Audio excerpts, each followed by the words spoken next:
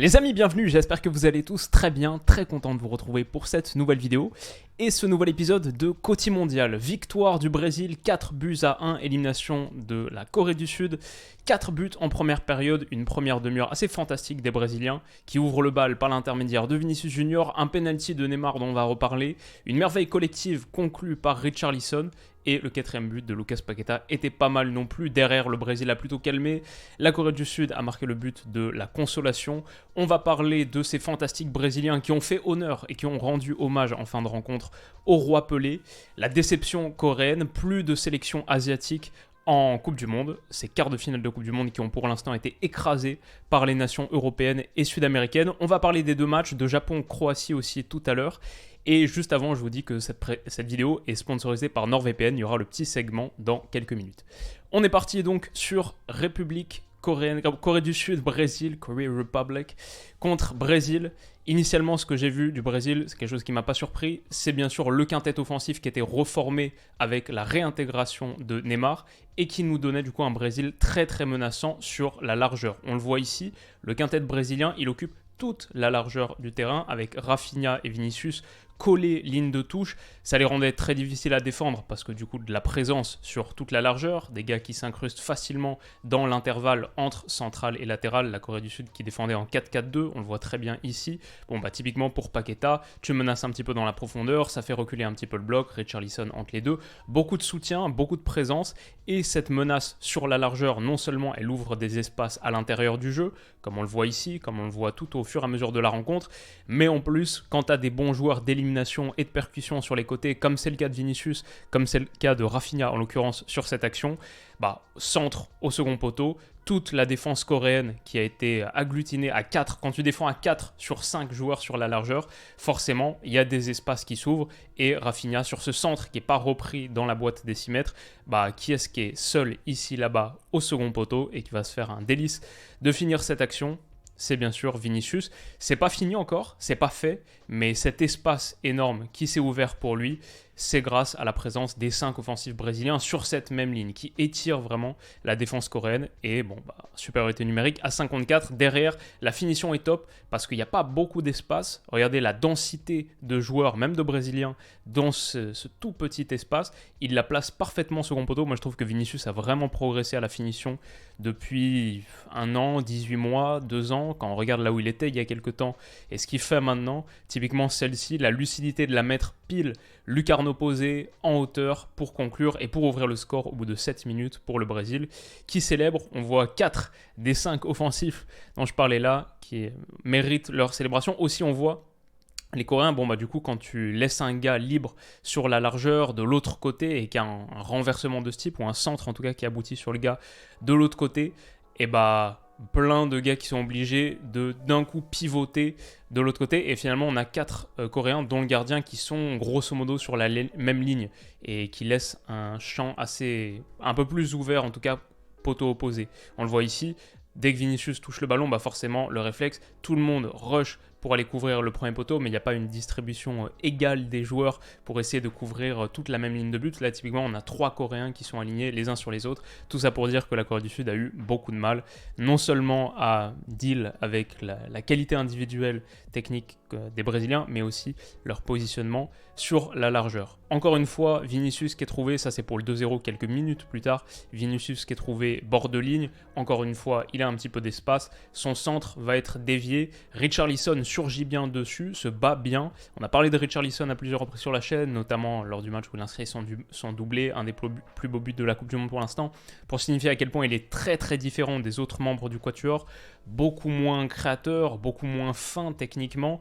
mais tueur, finisseur et volume physique, présence qui permet de menacer sur centre et potentiellement d'ouvrir un petit peu plus de l'espace à l'intérieur, et aussi presseur, agressif, intense. Là, va gagner ce penalty tout seul. Est-ce qu'il y avait véritablement contact? Au ralenti, j'ai pas trop l'impression, mais comme le Coréen ne proteste pas du tout sur la décision de Clément Turpin, même s'excuse presque, lève la main et dit « ouais, ok, j'avoue, j'ai fauté ».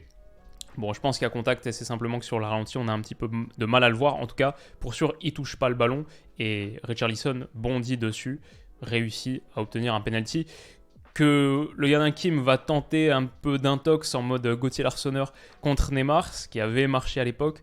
Bon, finalement, il va se replacer dans l'axe de son but au moment où Neymar se dirige vers le ballon, mais il a tenté un petit quelque chose. C'est très risqué contre Ney en général. Il faut être assez. C'est assez osé contre Neymar, peut-être le meilleur tireur de penalty de la planète. Ouais, je pense on prend pas trop de risques en disant ça. Qui réussit son contre-pied parfait, classique, et ça fait 2-0 pour le Brésil sous 10 minutes de jeu. On se dit que la soirée va être longue pour les Coréens et assez compliquée pour eux. Alors, ce que j'ai vu aussi. C'est un Brésil qui, une fois qu'il était battu sur transition défensive, typiquement là, ouvrait des espaces.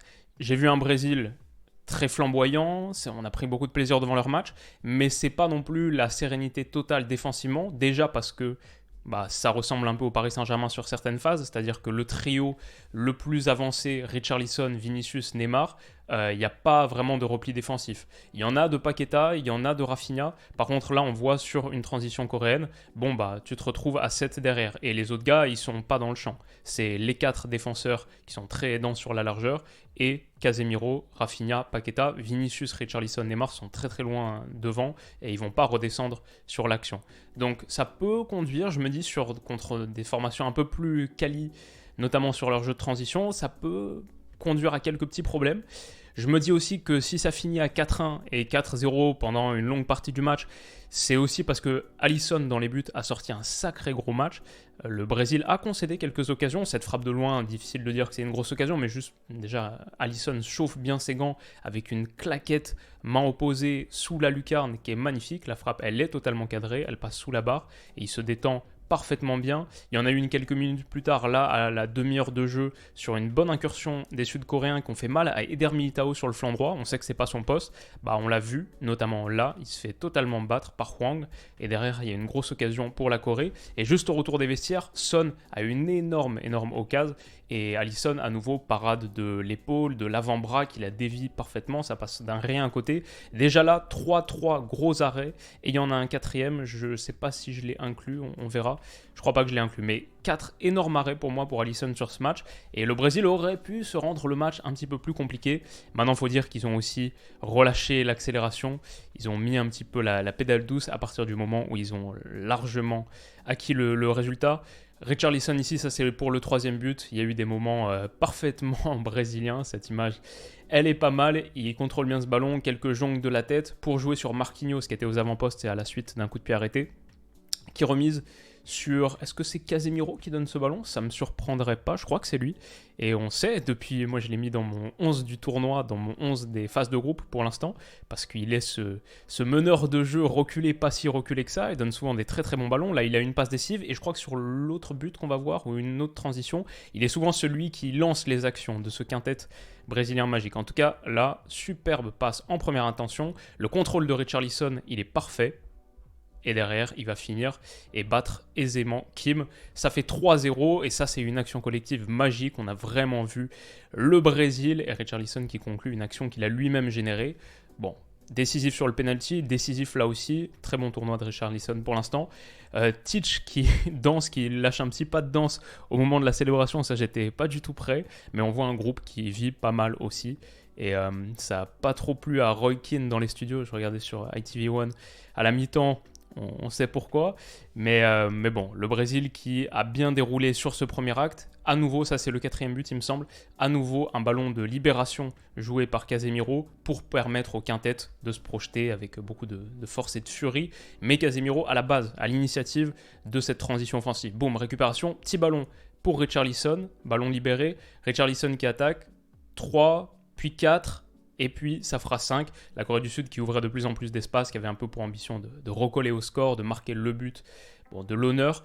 Et s'ils ont laissé beaucoup d'espace, même en première mi-temps, là, Vinicius qui s'est proposé. On voit Rafinha de l'autre côté. C'est très très difficile à défendre pour la Corée, surtout quand tu as certes ce quatuor qui s'est projeté en première intention, Vinicius, Neymar, Richarlison, Rafinha.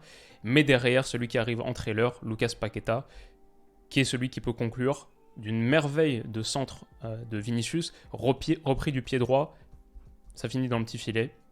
4-0 pour le Brésil, et c'est juste trop facile pour eux. Ça, c'est la réaction du Coréen. T'es un supporter coréen à 4-0, j'ai tweeté, c'est aussi la réaction des Croates devant leur télé qui savent qu'ils affronteront le Brésil dans quelques jours en quart de finale pour une place dans le dernier carré de la Coupe du Monde. Et sans doute la réaction de pas mal de supporters d'autres sélections après 35 minutes de jeu, parce que le Brésil initialement a fait vraiment peur.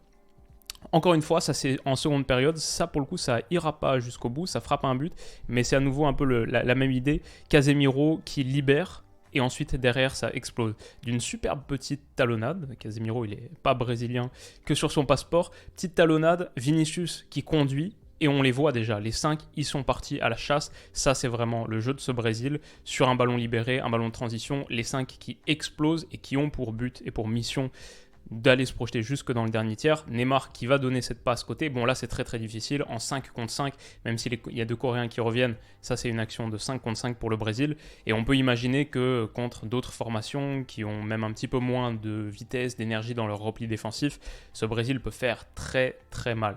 Face à une équipe de possession par exemple, si jamais ça arrive contre l'Argentine en demi-finale par exemple, ouais, ce Brésil aura des cartouches et aura des armes. Là, Rafinha échoue sur le gardien qui a sorti quelques belles parades également. Mais ça fait 4-0 pour le Brésil. Réduction du score en fin de match dans le dernier quart d'heure. Superbe frappe de l'entrant Peck, le numéro 8. Mais bon, c'est assez anecdotique. Moins que ce qui se passe autour de la cheville de Neymar en fin de match. Il est sorti. Il fait vraiment la tête au moment de sortir. On a ce zoom caméra, ce plan caméra qui montre son strap cheville qui est en train d'être enlevé. Il y avait clairement plusieurs couches là. C'était assez serré parce que comme vous savez, les lésions ligamentaires, on ne pensait pas forcément qu'il allait revenir pour ce 8e de finale. Je l'ai trouvé bon, mais pas le meilleur du quintet, même pas forcément dans le top 2 ou 3 du quintet, ça se discute. Je pense que Vinicius a été l'homme du match pour moi. Et il a été bon, mais je l'ai senti un peu emprunté sur le début. Je sais pas ce que ça donne pour sa cheville, en gros. Là, on le voit au coup de sifflet final, la réaction avec Jean, je crois que c'est le doc de l'équipe. Et il parle pendant quelques secondes, il fait vraiment la tête des mauvais jours. J'espère pour lui, pour le Brésil, que ça va aller et qu'il n'y a pas un problème beaucoup plus grave. On verra. En tout cas, voilà pour le Brésil. Comme je vous le disais, un petit mot pour mon sponsor NordVPN et on se retrouve tout de suite pour parler de Japon-Croatie. C'est parti. Alors, les amis, je fais juste une petite pause ici dans mon analyse pour vous parler du sponsor du jour qui est NordVPN. NordVPN, très facile pour moi de le placer. Bon, déjà, je pense que vous connaissez bien, mais c'est surtout quelque chose que j'utilise personnellement. Ici, je suis sur mon compte NordVPN. Je me suis localisé aux Pays-Bas. Je vis déjà aux Pays-Bas, mais ça me permet simplement d'être sur un serveur virtuel néerlandais qui sécurise, protège mon adresse IP. Elle est accessible pour personne et ça évite toute tentative d'accès à mes données personnelles. Ça, c'est déjà très cool.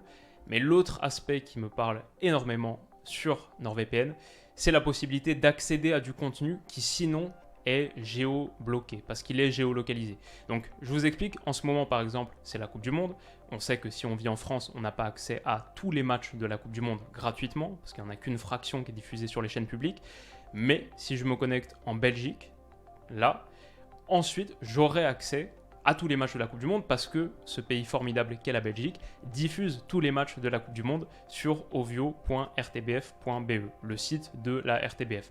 Donc je me connecte sur cette page après m'être localisé en Belgique sur NordVPN, j'ai accès à tous les matchs de la Coupe du Monde. Un autre truc que j'aime beaucoup faire, je vous en parle régulièrement, on est sur la page YouTube de Sky Sports.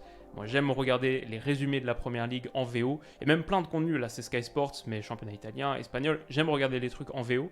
Et quand je me mets ici sur Sky Sports, on voit, j'ai accès qu'aux émissions, les interviews, etc. Ça, il ne le géolocalise pas.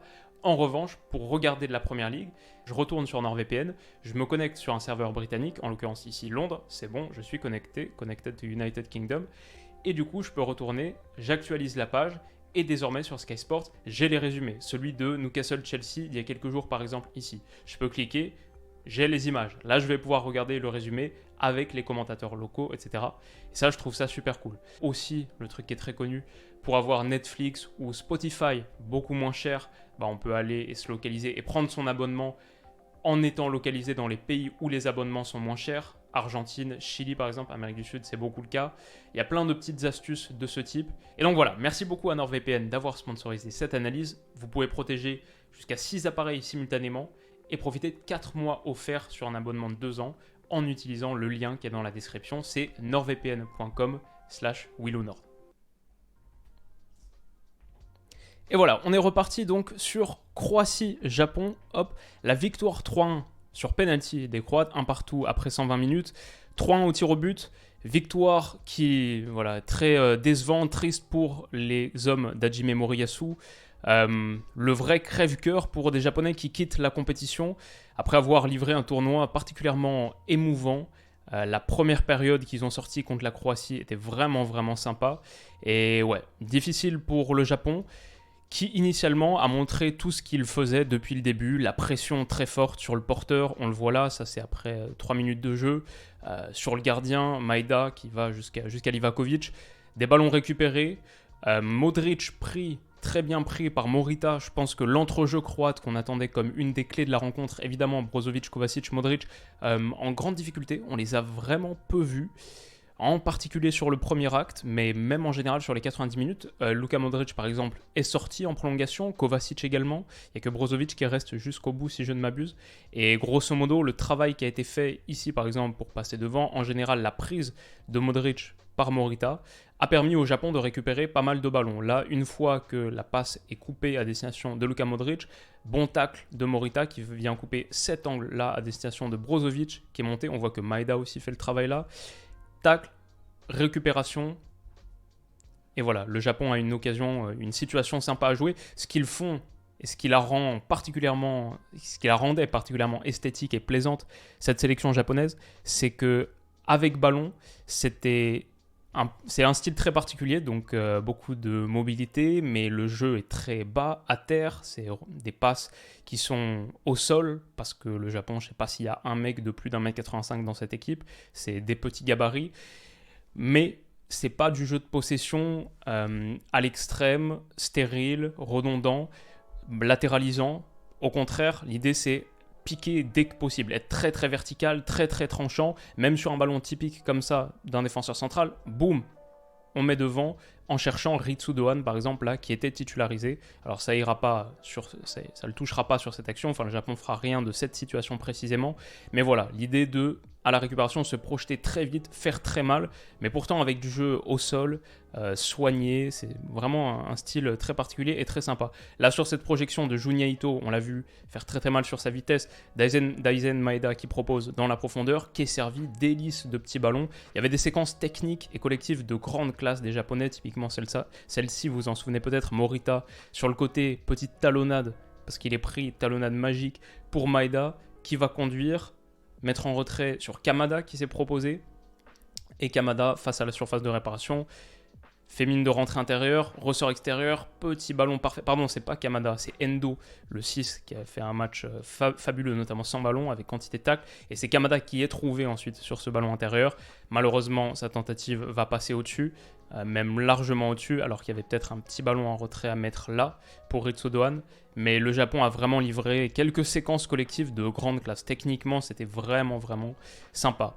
Et ouais, belle performance de leur part, assez émouvante, qui leur permet d'aller accrocher, d'aller marquer le premier but du match sur cette combinaison sur coup de pied arrêté, très bien joué. Hop, centre, je pense, de Ito. Au second poteau, il y a un petit cafouillage et ça revient sur Maeda qui va finir dans le but de Livakovic. 1-0 pour le Japon, avantage au score mérité. Moi j'ai envie de dire, leur meilleur mi-temps du mondial, c'est la première mi-temps contre la Croatie. Dans une Coupe du Monde où ils ont battu Japon, donc ils ont battu Espagne, Allemagne, cette première mi-temps contre la Croatie, elle est vraiment spectaculaire parce que non seulement il y a le but, l'avantage qui est pris, d'ailleurs c'est la première fois que le Japon ouvre le score sur cette Coupe du Monde, la première fois qu'ils vont à la mi-temps en étant devant, mais beaucoup de choses étaient réussies et la Croatie voyait quasiment pas le jour. C'était vraiment 45 minutes très très réussies des partenaires de Maeda. Et mon tweet du coup à la mi-temps c'est première fois du tournoi que le Japon fait une bonne première mi-temps, première fois qu'ils marquent en premier, j'ai peur pour eux. Malheureusement un peu trop prophétique parce que dans la foulée 10 minutes plus tard la Croatie sur une action qui vient de pas grand chose, Dejan Lovren qui centre, on ne s'attend pas forcément à ça, Dejan Lovren qui centre au second poteau. Il n'y a pas une erreur de marquage flagrante, simplement peut-être Perisic un peu trop devant Junya Ito, mais c'est surtout, il faut souligner la tête fantastique de Perisic. Ici, second poteau, l'ambidextre parfait, Ivan Perisic, dont j'ai souvent parlé sur la chaîne, qui vraisemblablement semble avoir également un pied à la place de la tête, la loge pile au ras du montant. C'est superbe. quel joueur il est, quel joueur de tournoi il est, quel joueur de Coupe du Monde il est, un grand joueur du mondial. Et ouais, cette tête splendide, vraiment, je pense, devant même celle de Mitrovic contre la Suisse, qui était assez fantastique. La plus belle tête du mondial sans doute. Et derrière, la Croatie a cette grosse frappe de Luka Modric. C'est sans doute son point culminant, qui est bien sorti. Mais voilà, c'est le Japon qui commence un petit peu en seconde période. C'est dommage, ça a un petit peu baissé dans la qualité. Il y a eu peut-être le contre-coup de toute cette intensité mise en première période. Là, typiquement, erreur technique, la passe de Tomiyasu qui est un peu trop longue pour Junya Ito. Il a commencé à avoir de plus en plus de petites erreurs et le Japon n'a pas réussi à sustain son momentum, son engouement, son engagement de la première période sur l'ensemble des 120 minutes. Les entrées de, bien sûr, Takuma Asano et de Mitoma de Brighton, on en attendait beaucoup. Généralement, c'est les matchs qui se débloquaient pour le Japon sur cette Coupe du Monde à partir de leur entrée. Il va y avoir des choses intéressantes proposées par Asano. Mitoma a une bonne frappe. Et grosso modo, le Japon continue à menacer, mais c'est pas fameux. Ce que je voulais mettre en lumière, c'est leur débauche d'énergie. Je pense qu'elle leur coûte de la qualité en fin de match.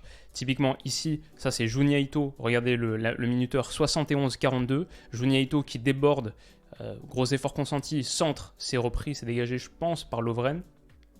Et regardez sa position, ici, il replie, ça c'était 71, combien 52 on a dit ou 42 71-58, 5 ou 10 secondes plus tard, le repli, hop, va parcourir le chemin pour couvrir Perisic sur son flanc. Et voilà, 20 secondes après son action où il délivre un centre dans la surface adverse, il est là à la réception de ce centre croate pour mettre le ballon en corner. Et on voit, il est totalement mort, totalement tué par cette course, cette intensité. Et ça, c'est peut-être un Japon qui a lâché prise physiquement au fur et à mesure de la partie et qui a eu de moins en moins de grosses occasions, qui a fini avec beaucoup de tirs cadrés. Par contre, leur protection de surface, ça, c'était assez admirable. Là, on a vu aussi la combativité japonaise. Franchement, c'était rare que la Croatie ait un tir libre. Ça, c'est un tir contré dans la surface. Ça, c'est un tir contré extérieur de surface. Ils finissent la Croatie avec, si je ne me trompe pas, 7 tirs cadrés, 7 tirs bloqués, 7 blocked shots pour la Croatie, qui est, le Japon a bien protégé, a bien fermé, un peu moins proposé. Et du coup, vient le moment fatidique de la séance de tir au but. On voit Hajime Moriyasu, on voit Yoshida, et on voit Livakovic qui va être le héros, élu homme du match. Le Japon qui choisit de tirer en premier, normalement c'est ça qui te fait, il y a plus de chances de gagner une séance de tir au but en tirant en premier, je crois que c'est 55-45, voire 60-40 parfois. Gros avantage sur le fait de tirer en premier, en plus ils tirent devant leur public, donc ouais, Yoshida choisit de tirer en premier. Pour le coup, c'est aussi un peu le double tranchant, si tu tires en premier, tu as intérêt de réussir ton premier tir au but, et les Japonais on les a sentis sous une très très grosse pression, psychologiquement, faut pas oublier qu'ils jouaient leur meilleure performance de leur histoire en Coupe du Monde. Ils n'ont jamais atteint un quart de finale de Coupe du Monde. Et là, le jouer sur une séance de tir au but contre la Croatie, qui jusque-là était sur leurs 7 derniers matchs à élimination directe de tournoi, sont allés, sur 7, ils étaient allés 6 fois en prolongation. Là, sur 8, 7 fois en prolongation. Ils sont des habitués de ces matchs qui s'éternisent en 2018. Je crois qu'à part le match de la France, c'est que des prolongations. Ils sont des habitués de ces matchs qui vont très loin, des séances de tir au but, qu'ils remportent régulièrement, alors que le Japon... je vous montrerai ce que j'ai dit dans la foulée, mais grosso modo, la séance est totalement ratée par les Japonais. Le premier but de Minamino donne la tendance, il est extrêmement mal tiré et Livakovic bondit parfaitement bien dessus. Ça c'est, ok, tu commences à 0-1, le deuxième dans la foulée est raté également. Pour le coup, meilleur arrêt, mais c'est pas très très bien tiré non plus par Mitoma. Et Minamino plus Mitoma qui rate les deux premiers, ça devient forcément très très difficile pour le Japon. Yoshida va rater le quatrième, si je ne me trompe pas, c'est le quatrième parce que le troisième est mis. Le quatrième est à nouveau sauvé par Livakovic, très très belle manchette, les arrêts sont bons, rien à dire, 3 frappes cadrées, 3 arrêts. Mais c'est dur pour le Japon qui a livré une performance sur la première mi-temps, peut-être sur les 90 minutes, légèrement supérieure à ce qu'ont produit les Croates, mais on a vu des Croates qui ont aussi beaucoup de qualité individuelle, via Perisic notamment, et beaucoup plus d'expérience, la force mentale pour gagner ce genre d'affrontement. Et à la fin... c'est cette séance de tir au but qui te coûte très très cher. Ce que je tweetais, c'est vraiment dommage qu'une sélection aussi bien rodée tactiquement que le Japon et qui donne l'impression en tout cas de bosser 3 fois plus que les autres, et à ce point-là négliger l'exercice des tirs au but. Leur tournoi reste mouvant, mais la sensation de gâchis est bien là, et c'est terrible. Et clairement, on ressent ce gâchis alors que tu es si proche d'accéder à la meilleure performance de ton histoire en Coupe du Monde. Négliger l'exercice des tirs au but, je dirais qu'il y avait à la fois la tension émotionnelle qui était très très forte, on l'a vu, mais ça aussi, ça se prépare. La séance de tirs au but, c'est pas une loterie, et il y a des sélections qui bossent cet exercice, qui vont très très loin, à quel point elles bossent cet exercice. Là, sur les tirs au but japonais, typiquement, même si je comprends la pression, le facteur émotionnel, et physiquement même, je pense qu'ils étaient un peu cramés. Donc tout ça, ça joue, mais je pense aussi que tu vois des pénaltys qui sont par exemple pas du tout interactifs. La tête, elle est baissée et il y a 3 foulées derrière pour aller frapper. C'est beaucoup plus facile à anticiper pour Livakovic qu'un gars qui garde la tête haute jusqu'au dernier moment. Les pénaltys, il n'y en a aucun qui est en l'air. Ils sont tous à ras de terre. Ça aussi, c'est plus facile à arrêter. Donc même si mentalement et émotionnellement, bien sûr, c'est un facteur très très fort dans une séance de tir au but raté, j'ai pas senti que l'exercice des tirs au but avait été travaillé, bossé par pourtant un Japon qui donne l'impression de bosser toutes les phases du jeu, toutes les sections de ce magnifique sport. Donc ça, c'était un peu décevant. Mais on va finir en disant, très beau tournoi japonais qui aurait pu être grand. Il n'est pas grand du coup, mais il est beau et on retiendra quelques sacrées performances, quelques sacrés matchs et quelques sacrées émotions. Donc bravo à eux, merci à eux. Et bravo à la Croatie qui poursuit son tournoi, qui va avoir une belle affiche en face d'elle avec le Brésil dans quelques jours, ce qui promet d'être également un sacré match. Voilà les amis, ça conclut grosso modo cette vidéo. Ma section prono, il ne reste plus que 2 matchs de ces huitièmes de finale. Ma vidéo prono des huitièmes est en ligne depuis quelques jours. On a demain à 16h Maroc-Espagne évidemment. Quel énorme match, ça va être un plaisir de débriefer ça. Et Portugal-Suisse, il y aura une vidéo par match. Donc rendez-vous demain à 19h et à 23h à peu près pour les analyses de ces 2 rencontres. Il devrait aussi y avoir une vidéo demain midi. Donc si tout va bien, demain on est sur une journée à 3 vidéos et j'espère que ça vous plaira. Voilà, on s'arrête là pour aujourd'hui. Merci à mon sponsor NordVPN d'avoir sponsorisé cette vidéo et merci à vous pour votre patience sur cet épisode de Coty Mondial. Rendez-vous demain, bonne semaine à tous, prenez soin de vous et de vos proches et à bientôt. Bisous.